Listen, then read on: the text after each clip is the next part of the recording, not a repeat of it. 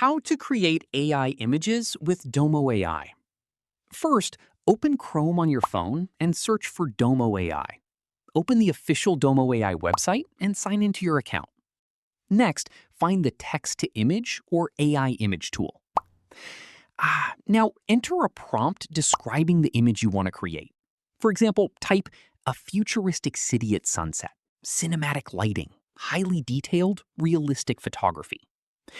Try to describe the subject, background, lighting, style, and mood to get better AI-generated images. After entering your prompt, choose your preferred AI model, image style, and aspect ratio, if those options are available. Now, tap Generate and wait for Domo AI to create your image. Once the image is ready, preview the results. If you don't like the output, simply change your prompt and generate another version. When you're happy with the result, open the image and tap Download to save it to your phone. That's it.